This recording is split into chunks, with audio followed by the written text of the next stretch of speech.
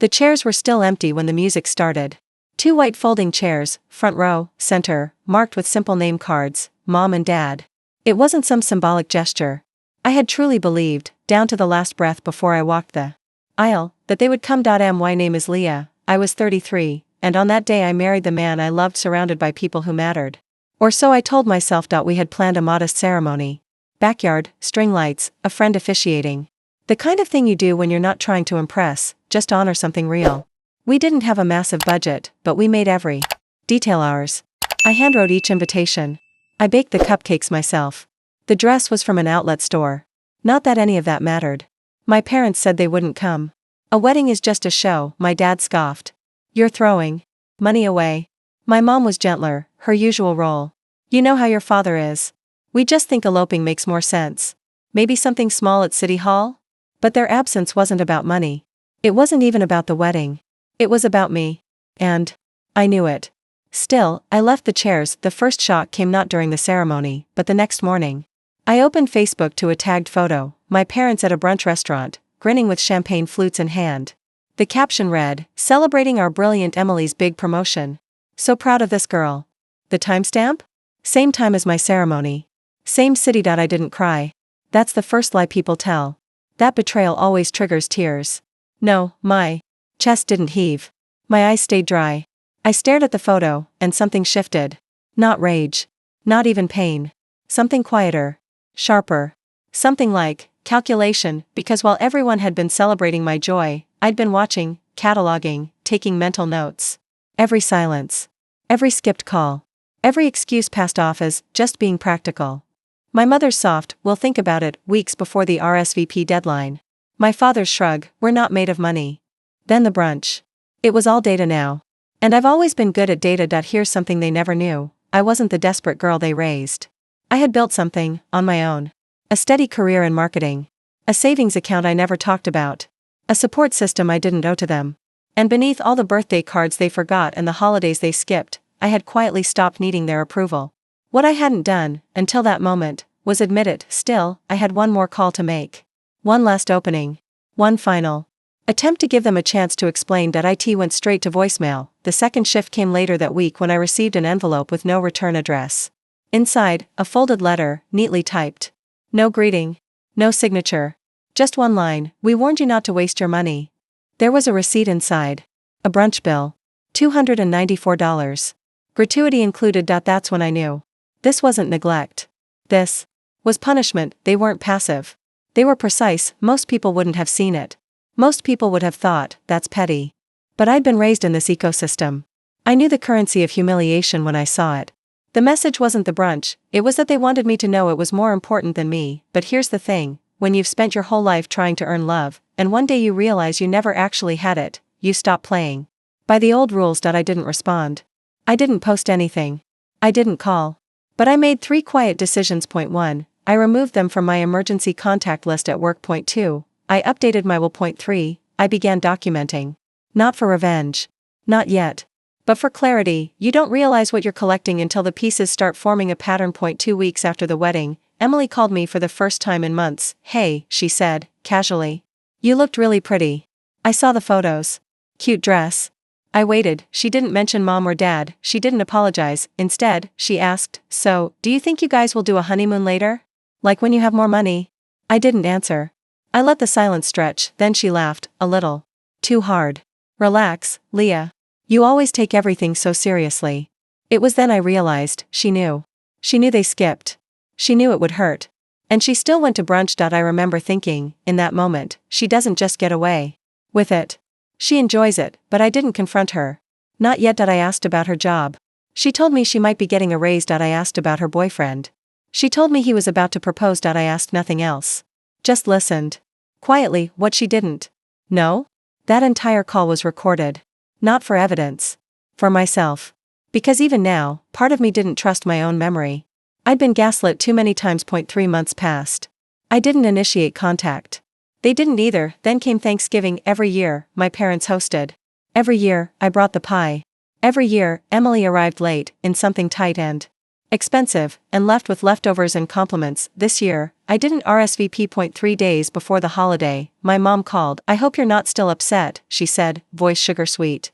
"Your father and I just didn't think the wedding was necessary." I said nothing, she sighed. "Emily's bringing her fiancé. Did you hear? He finally proposed." Still, I said nothing, then she pivoted. "Anyway, if you're not coming, could you drop off that bourbon sweet potato pie? Emily asked about it. It's her favorite."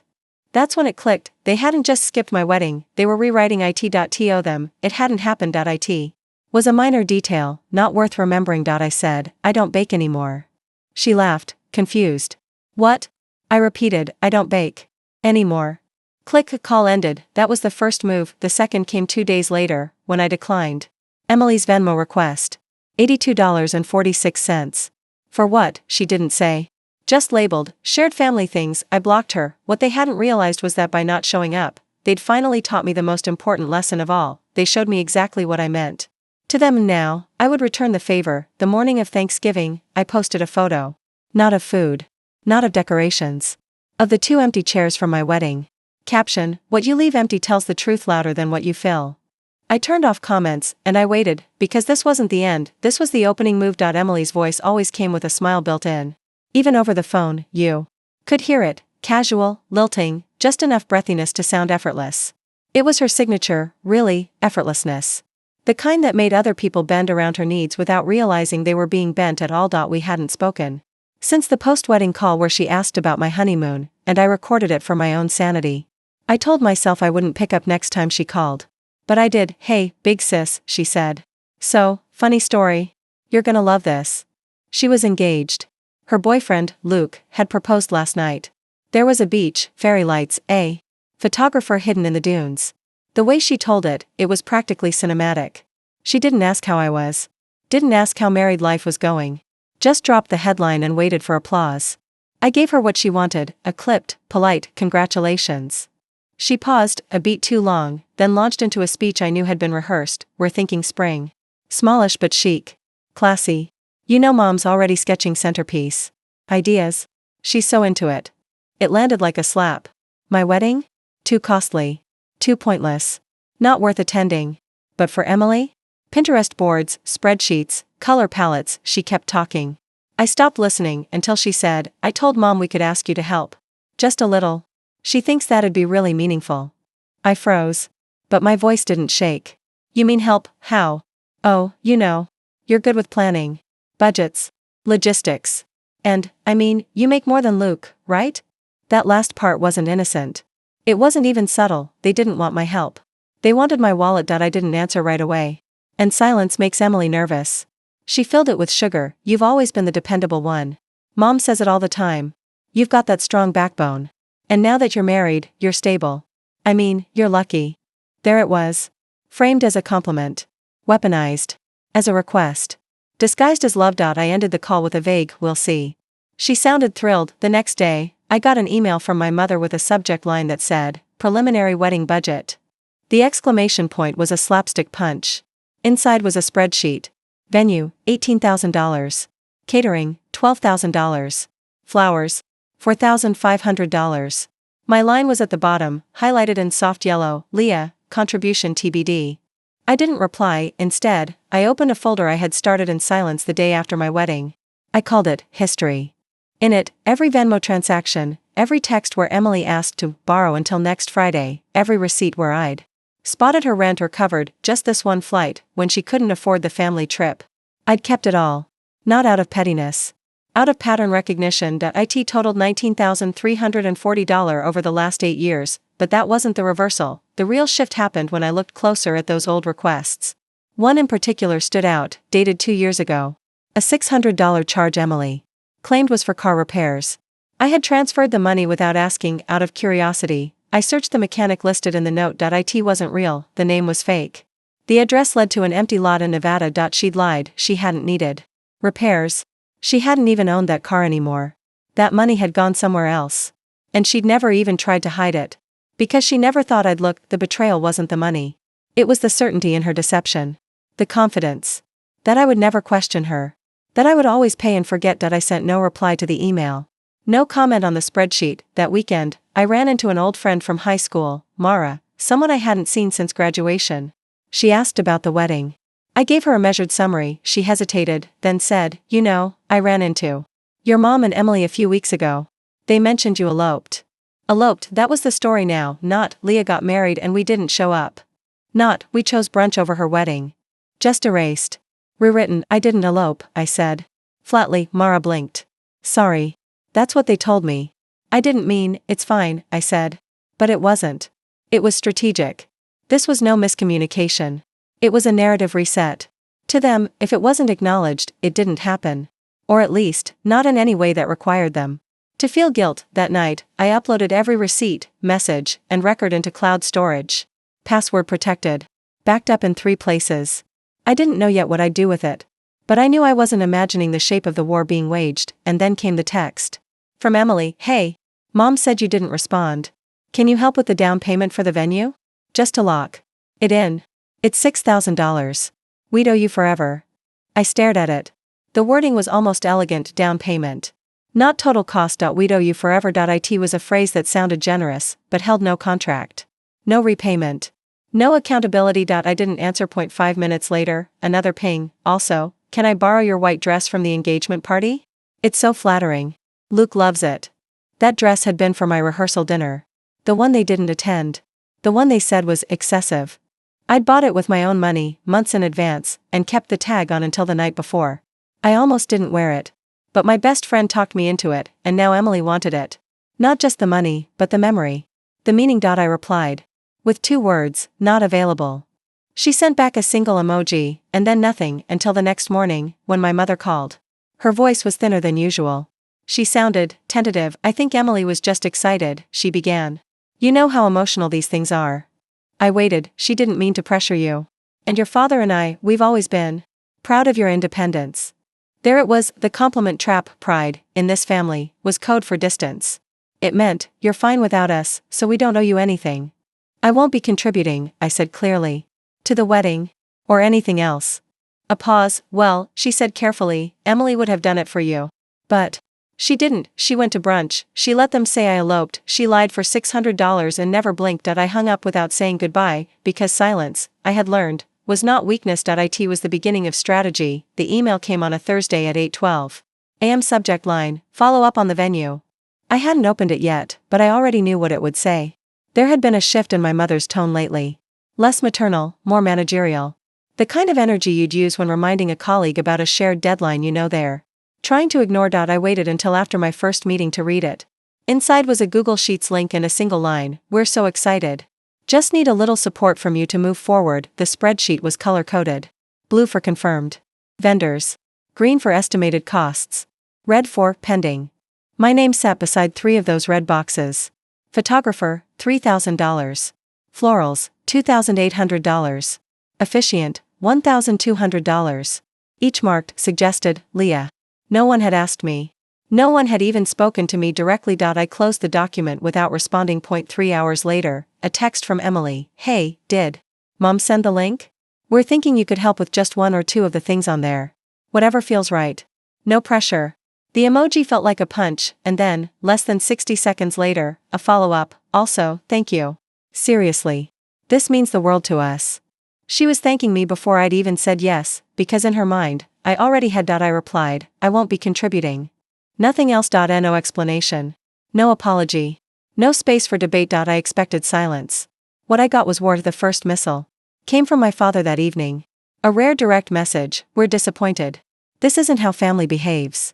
I didn't reply. He sent another, "Emily would have done it for you." That was a lie. And worse than a lie, it was lazy, but the real blow came from someone I didn't expect. Aunt Carol. She called me out of the blue. Her voice was concerned. Sweet. Strategic. "Your mom called me crying, Leah. She said you're refusing to help with Emily's wedding.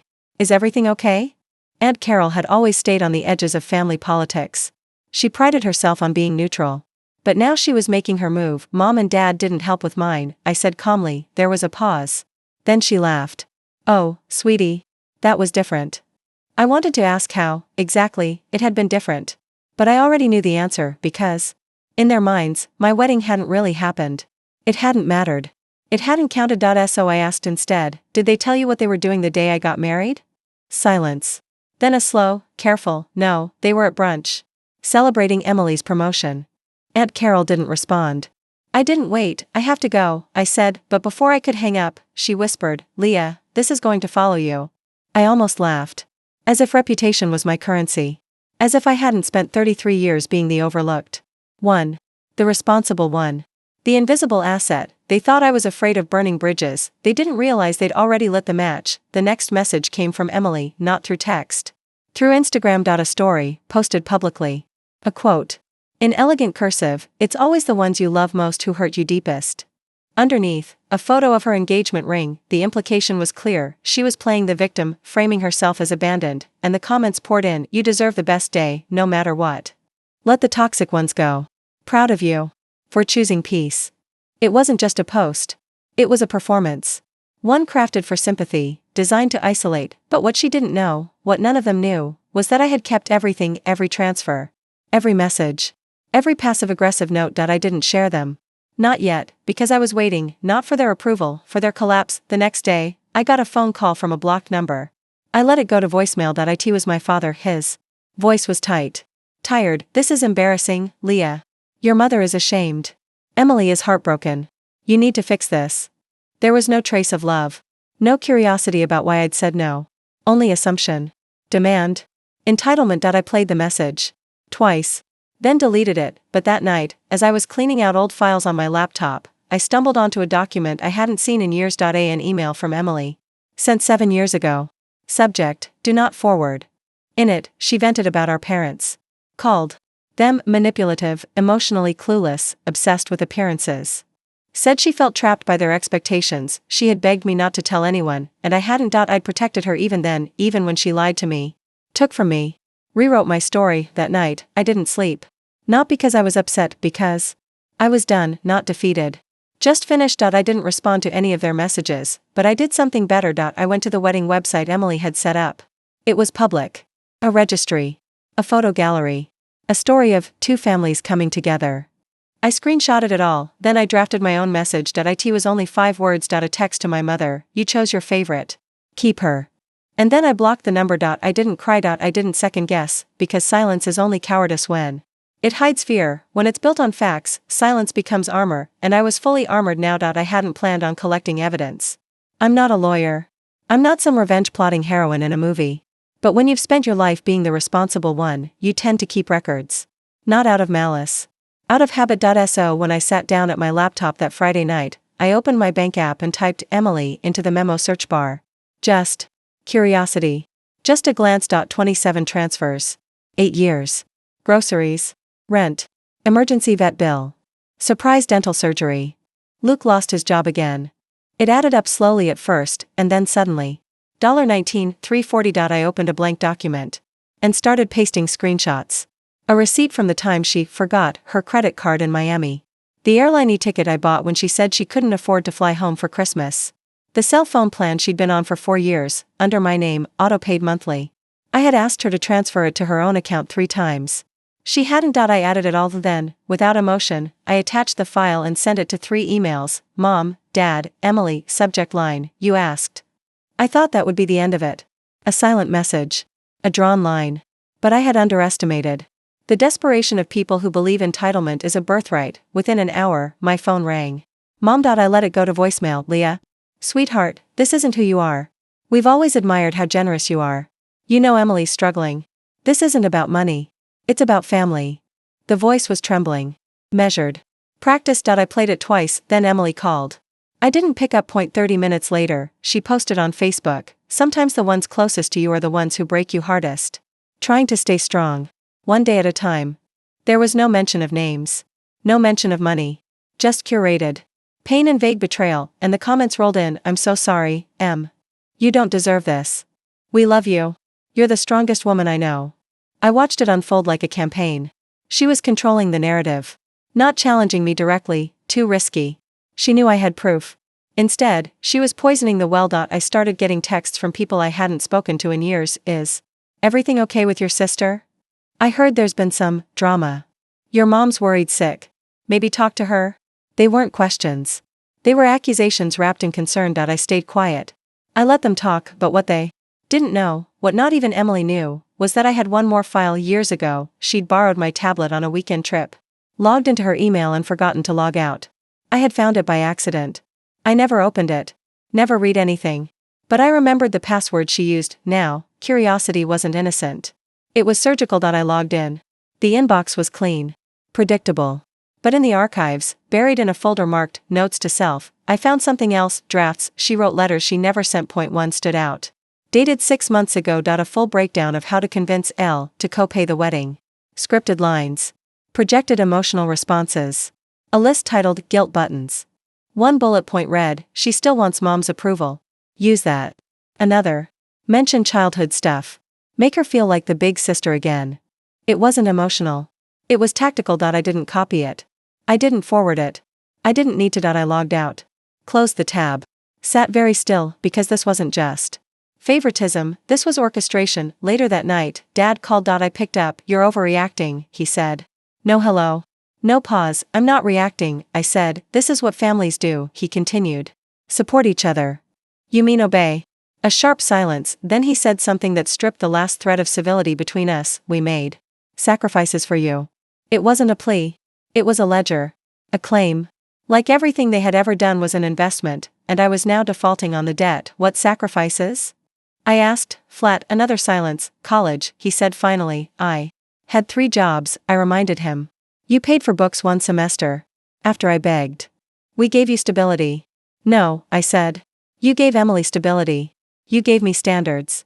His voice cracked, not with pain, but with control slipping. This attitude, this self-righteousness, you didn't get that from us. I smiled, though he couldn't see it. No, I said. That I built myself. I hung up before he could answer. It wasn't a dramatic exit. It wasn't a slammed phone or shouted curse. It was a clean break. A disconnection, and then, the final reversal. The next morning, I got a call from my bank. Unusual activity alert. Someone had tried to log in from another state. Security questions were triggered. One of them had been changed 2 weeks prior. A birthday.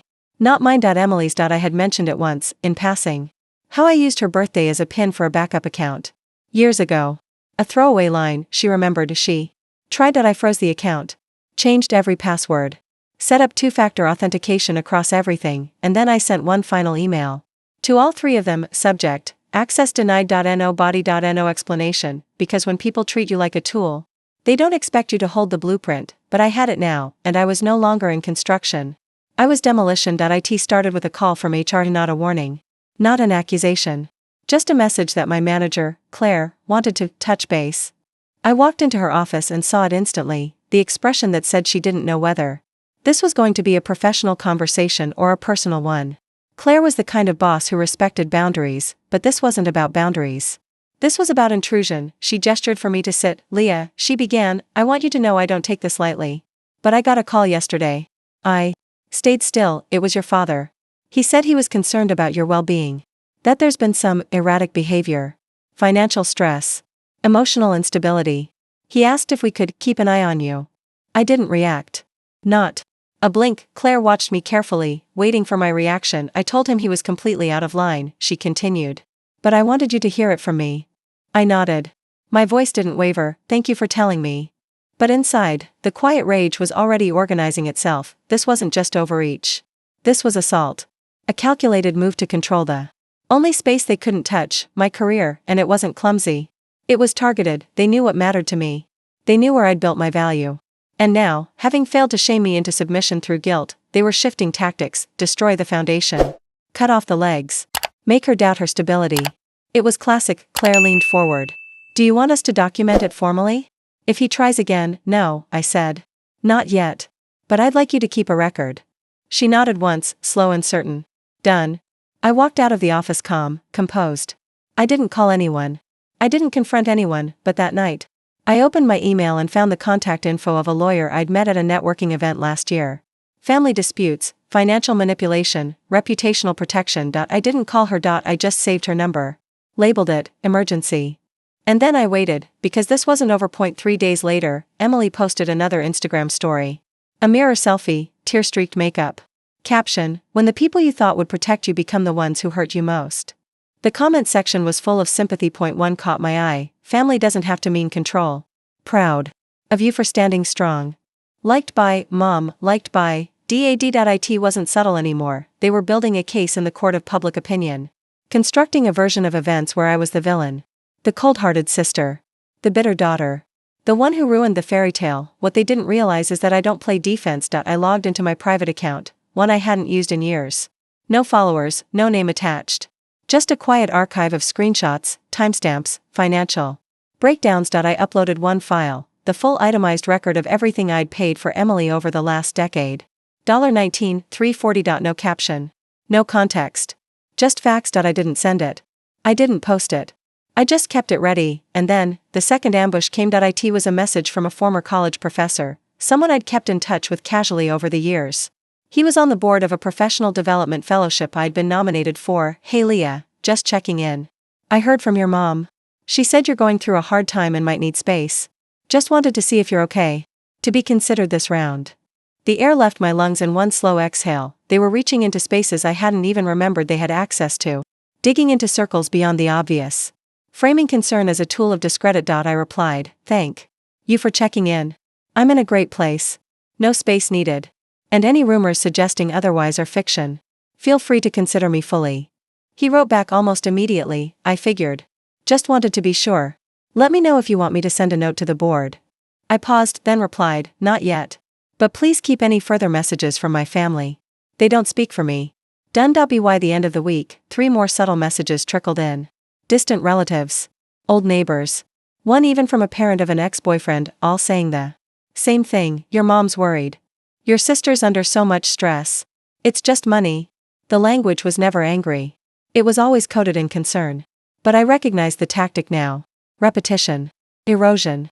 Wear down the resistance with 1,000 tiny cuts. They weren't trying to break me in one blow, they were counting on exhaustion. So I changed the rules. I called Claire and scheduled a meeting. With HR. I documented the phone call. I showed them the message from the professor. I filed a formal no contact request. Legal, not emotional. Then I changed my emergency contact. Removed my parents' number. Replaced it with my best friend, Julia. When she asked why, I told her the truth. They're not just toxic, I said. They're organized. She didn't ask questions. She just nodded and said, good. About time. But the most important change was the quietest. I logged into my credit report. Locked my file. I logged into every shared account. Purged every old email.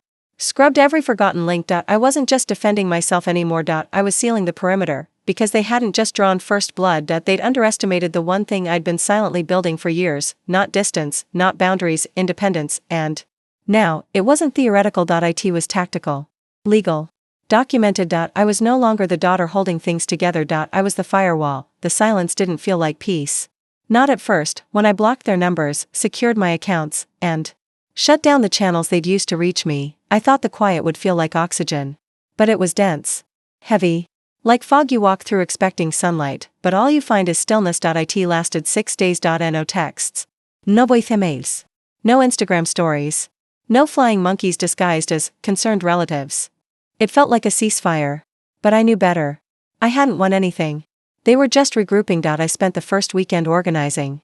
Not for therapy, not for revenge, just for clarity. I cleaned out my apartment. Deleted old shared calendars.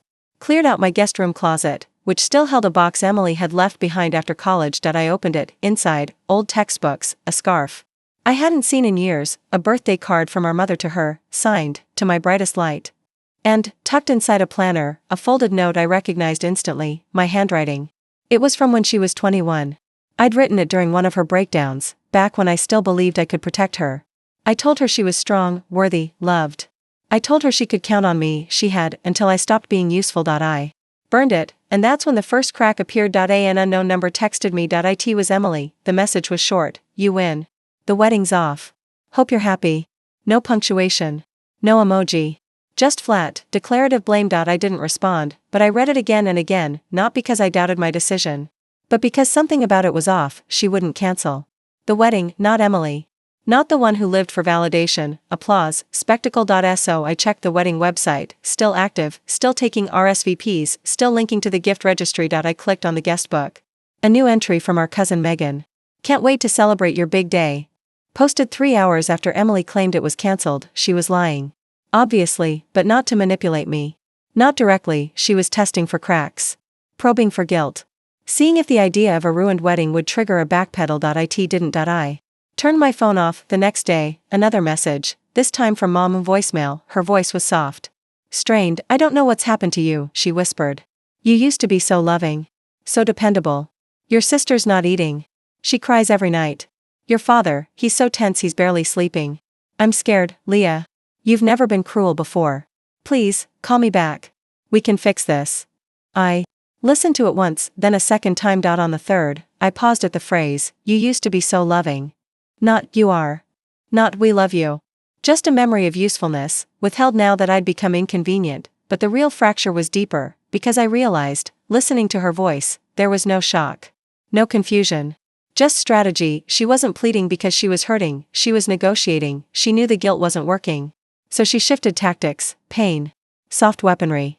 Selective memory. I texted one word back, stop. It was enough. Or so I thought, because the next breach didn't come from them. It came from work. My assistant, Kyle, walked into my office holding a printed email. Hey, this came through our public contact form. Figured you'd want to see it. He looked awkward. Concerned. I read it. Subject, Leah M., unstable? The message was anonymous, but poorly veiled. It accused me of emotionally lashing out, of being obsessive about finances, of alienating family members to a dangerous degree. It ended with, I only hope her workplace has systems in place for people in crisis. Kyle said nothing. Just watched my face. I smiled, cold. Controlled. Thanks, I said. File it under noise. He nodded and left. I closed the door and sat in silence for a long time, not because I was shaken, because I was impressed. They'd escalated. Again, they were now trying to redefine me, not just to relatives, but to institutions. They wanted to paint a picture of me as erratic, unstable, unsafe. It wasn't about money anymore. It was about reputation. I called Claire. Sent her the email. Forwarded the voicemail from my mom. She said, we'll handle it. And I believed her, but I also saw the pattern. They weren't trying to make me come back, they were trying to make me regret leaving. It was textbook. If they couldn't own me, they'd ruin me, except they'd missed something. I wasn't reacting anymore. I was recording, observing, documenting, and waiting, because this wasn't just personal now, this was legal. That night, a final message arrived, another anonymous email, just one sentence, you've broken your family. I hope it was worth it. But attached was something unexpected. A screenshot of a group chat, Mom, Dad, Emily, and someone I didn't know, labeled Jason. The fiancé. I in the chat, Emily was venting. Furious. Frustrated. Talking about how Leah is playing the long game. She wants us to crawl. Jason responded with something that made me stop breathing. Did you ever actually ask her why she said no? Or were you all too busy assuming she'd say yes? No one replied. The next message was from Emily, doesn't matter. She'll crack eventually. She always does. And that was the last line. I stared at it for a long time, then saved the image, not for revenge, for memory, because this wasn't a war of words anymore. It was a siege, and I was already building my wall. The email came without a subject line. No greeting. No sign-off. Just a single PDF attached and one sentence in the body, you've lost sight of who you are. It was from my father. The attachment? A scanned photograph, me and Emily as children, in matching 4th of July dresses, sparklers in our hands. Our mother's handwriting on the back, my girls, fireworks in every way. I stared at it, not because of the memory, but because I recognized what it was, bait. Not nostalgia. Not an olive branch. It was a visual trigger, designed to make me question my own defiance. A breadcrumb toward sentimentality, but I didn't feel warmth. I felt strategy. They weren't trying to reach me. They were trying to destabilize me. I forwarded the message to my private folder, one labeled active manipulation, and booked the therapy session I had been putting off. It was my first in over a year. My therapist, Dr. Hines, remembered everything. She let me speak without interrupting, nodding slowly as I laid out the events like puzzle pieces I had finally admitted were part of the same box. When I told her about the email, the voicemail, the social media performances, she said nothing for a full 10 seconds. Then, you understand this isn't about them needing you. It's about needing control over the version of you that benefits them. I nodded, and now that version no longer exists. She was right, they weren't mourning my absence. They were mourning my refusal to be useful. That session broke something. Open, not with emotion, but with clarity. I had been asking the wrong question. It wasn't, why are they doing this? It was, why do they expect it to still work? Because it always had, until now. I didn't cry in therapy. I left with my jaw tight and my spine straighter. The next night, Emily broke the silence. A knock at my door. No warning. I didn't open it at first. She knocked again. Slower this time. 3 dull thuds. When I pulled the door open, she was already crying, not loudly. Not for show. Just that silent, practiced cry that makes people want to lean in. I didn't. She stood there for a full 10 seconds before she said anything. They've turned on me. I didn't react, she went on. They said I'm the reason everything's falling apart. That I made it worse. That I pushed too hard. Still, I said nothing. They think I should fix it. That I should get you to make peace. I looked her in the eyes. Did they say peace? Or compliance? That caught her. She glanced down. They want things back the way they were, she mumbled. They want free labor, I corrected. Free money. Free silence. I stepped outside, closing the door behind me. She tried again. You know I didn't mean to start all this. I smiled, but there was no softness in it. You didn't start it. You exposed it. Emily shifted, arms folded. They said you were spiraling. That you were burning bridges just to watch them collapse. Interesting, I said. Because I remember them lighting the matches. I didn't invite her in, she didn't ask. Instead, she took a deep breath and said, I'm pregnant. That stopped me, but not in the way she expected. I raised an eyebrow. She watched me carefully, trying to read the reaction I wasn't giving. I waited 5 full seconds before responding. Are you? She blinked. What do you mean? You came here to lie, I said quietly. Because you think the idea of a child will make me fold. Emily's mouth opened. Then closed. I stepped closer. Don't use a hypothetical baby as a shield for your manipulation. It's lazy. She turned red, eyes sharp now. The performance cracked. You're bitter, she snapped. You always have been. You never forgave them for not choosing you. I didn't flinch. They never had to choose. They assumed I'd stay, no matter what. Then I said the one thing that finally shut her down. I wasn't bitter. I was loyal. There's a difference.